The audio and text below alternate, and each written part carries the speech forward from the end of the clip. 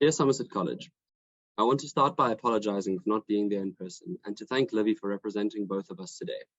She always was the better head student. My name is Niccolo Lami, and as you can probably guess, I was head boy in 2013. I studied industrial engineering at Stellenbosch University and graduated in 2017. In early 2018, I moved to Joburg to join the Boston Consulting Group, the market leader for strategy consulting in Africa.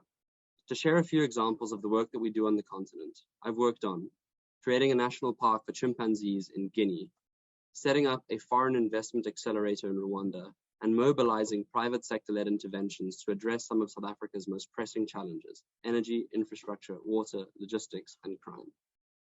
I'm still with BCG, but have recently moved to Amsterdam. Between Joburg and Amsterdam, I went back to school for an MBA at INSEAD, the top-ranked MBA program in Europe. I haven't cycled across Africa or broken any world records, but I've tried to keep busy.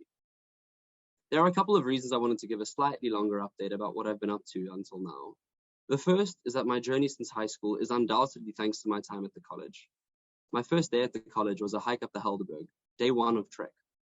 And I vividly remember meeting with Mr. Alvain Brink and the late Mr. Janine Tessendorf to discuss my mid-high school crisis and potential move up the road. I don't think it's an exaggeration to say that this was the moment that changed the trajectory of my life, and for that, I'm immensely grateful. The second reason is that hopefully this gives some context and even a smidge of credibility to the few pieces of advice I'm going to share with the matrics.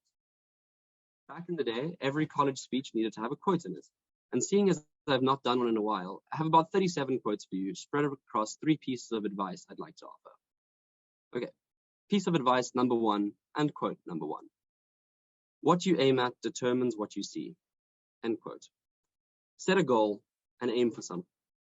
Without knowing it at the time, something so seemingly trivial as writing down where I see myself in 10 years in our yearbook proved to be immensely significant, and here's proof.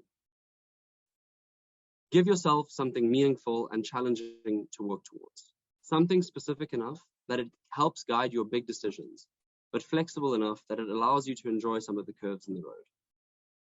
Number 2.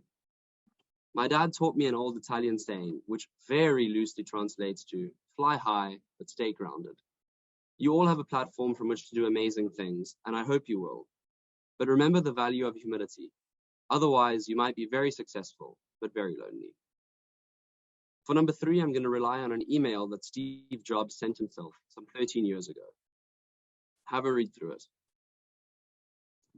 As you journey through life, don't let yourselves become absorbed by negativity and cynicism. Our lives are objectively the best humanity has ever had, and yet complaining and dissatisfaction are as high as ever. That was another quote. To put it another way, if humanity's knowledge reset overnight, how long would it take for us to relearn and recreate the things that we all depend on and love? With that in mind, look for incremental but powerful changes you can make to the world around you. Matrix, here's to you in the next 10 years of your life. Do some good, have some fun. I hope they are extraordinary.